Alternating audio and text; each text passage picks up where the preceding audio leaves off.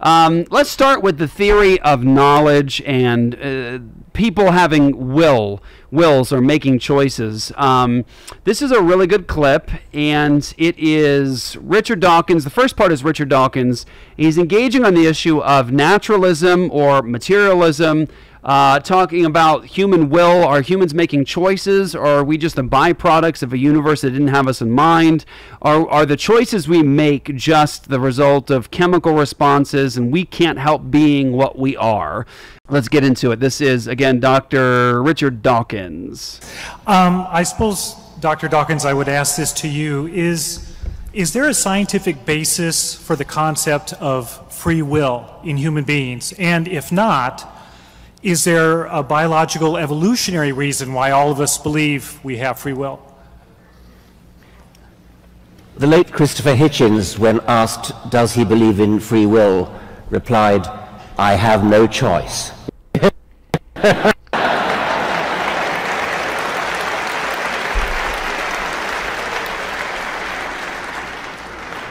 It's a question that I dread, actually, because I don't have a very well thought out view about it. Yeah. Yeah, no, I appreciate that moment of integrity and that moment of honesty from Dawkins. I dread this question because I don't have a good answer. Yeah, at least he's honest for once. Yeah, well, you got to think about it. You might be saying, like, well, why wouldn't he have a good answer? Doesn't he know he's a person who's making choices? Like when Dawkins is out with his wife, I believe he's married. Yeah, he is. When Dawkins is out with his wife, and his wife is, like, where are we going to eat tonight? And she's like, how about Chinese? And he's like, no, I'm thinking fish and chips. I'd rather have fish and chips. Or making a decision to go this way or that way. I would think that Dawkins believes that, that's a willing choice. He's making choices. He's not just the subject of biochemical responses that are firing in his brain, the laws of physics acting on matter. I would think he understands, like, these are real choices I'm making. But it's interesting here because if you think about his perspective of the world, reality, here's the deal. If the man believes, and he does, that we're African apes, and he's very, very strong. Bonobos is the correct term he uses. Yes.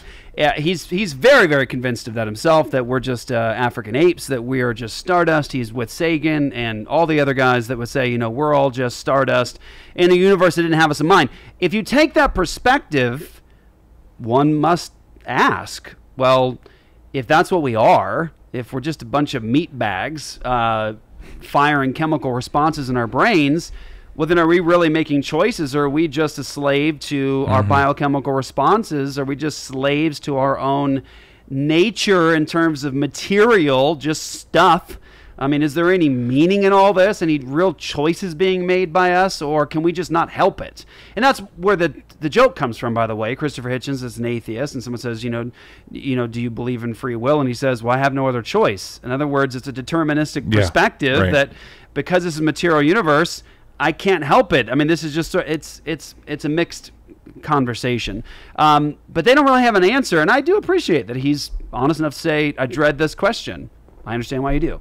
Because you don't have a worldview that can make sense of a human soul. You don't have a worldview that can make sense of something that actually transcends the material and is beyond just the matter, molecules, and atoms that you have in front of you. So I think that, I have a materialist view of the world. I think that that things are determined in a rational way by antecedent events, and so that commits me to the view that when I think I have free will, when I think that I'm exercising free choice, I'm deluding myself. That my brain states are determined by physical events, and yet that seems to contradict, to go against the very powerful subjective impression that we all have, that we do have free will.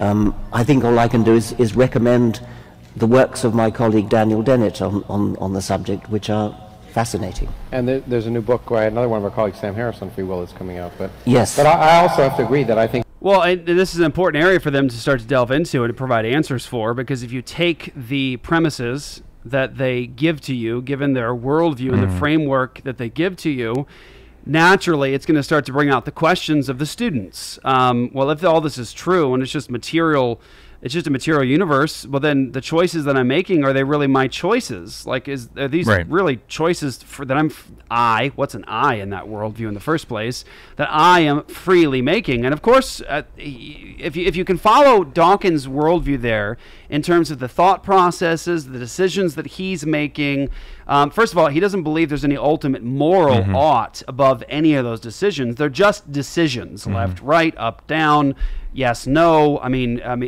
that's essentially what we're boiling this down to.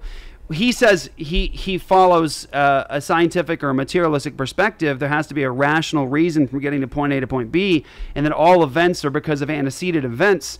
All that language simply to say this: you have a cause and an effect relationship. Well, what's the cause of my thoughts? Well, it's the physical stuff that's right here. It's all the physical stuff. So if a decision was made, a movement was made this direction, I want to follow the causal chain that got me to that decision. And all I get here is a material universe with physical laws acting upon matter. That's what he said. So basically, the decisions he's making are just ultimately the result of physical, naturalistic processes upon the material nature. And you've just got stuff that's happening, okay? So now let me move ahead here to this little clip here. This is Dr. Greg Bahnsen from a lecture that he gave on naturalism and the issue of free will. Here is Dr. Bahnsen. Let me talk about freedom in our thinking. If naturalism is true, that is, that all that exists is the natural order, and there isn't anything that goes beyond man's experience in time. If naturalism is true, then the naturalist has no reason to believe his naturalism.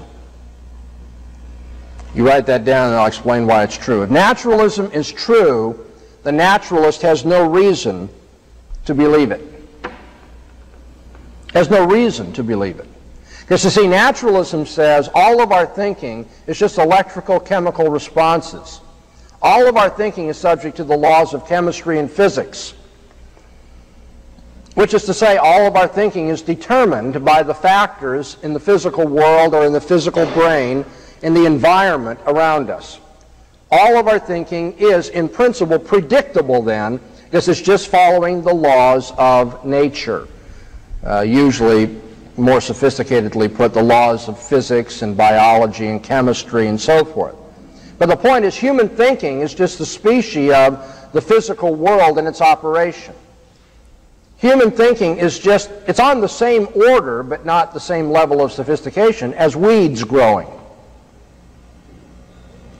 And so if naturalism is true, then the person who's propounding it is propounding it why? Because his or her brain has required them by the laws of physics and chemistry and biology to say this sort of thing. It's not as though they have the freedom and self-awareness to think about different theories, evaluate evidence, and make a choice as to which is right or wrong. They just have to say whatever they have to say. And that's why the irony is that a naturalist would promote naturalism and try to tell people it's true. You should believe that and not supernaturalism.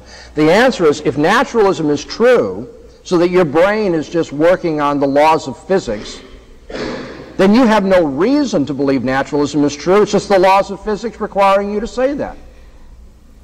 Which is just to say, if naturalism is true, there's no reason to say that naturalism is true. And kaboom! An amazing polemic against naturalism, materialism. It's an internal critique of the system itself, and you can hear here. Watch, this is Bahnsen. I don't even know when this was. My goodness, this looks like it's like late 80s, maybe early 90s, something like that. Here we have about a 30-year-old video, Dr. Greg Bahnsen, hero and giant of the faith. If you don't know him, you need to get to know him, please, and we'd love to help you do that. But here is a video 30 years ago, internal critique of naturalism in terms of the idea of free will. Now, 30 years later-ish, you've got a video of Dawkins and Krauss, who is a local, Dawkins and Krauss talking about the issue, and Dawkins admitting, I don't like this. I don't like this question. Well, yeah, because if what you say is true about the world, then there's no reason to believe your theory. And what's the difference between picking one theory over another in naturalistic the naturalistic mindset. You just got stuff happening in your brain. You're just a result of the forces that are acting upon the material and the choices that you're making and the theories that you're evaluating. One's not true over another. One's not ultimate. And there's no moral component to any of it. So why do you need to tell the truth about any of it when you're examining it? So there's so many layers to this. Materialism, naturalism is easily refuted within its own framework. Answer the fool according to their folly, lest they be wise in their own conceit. Proverbs chapter 26, verse 4 and 5. Take a look at that in terms of how to answer the fool.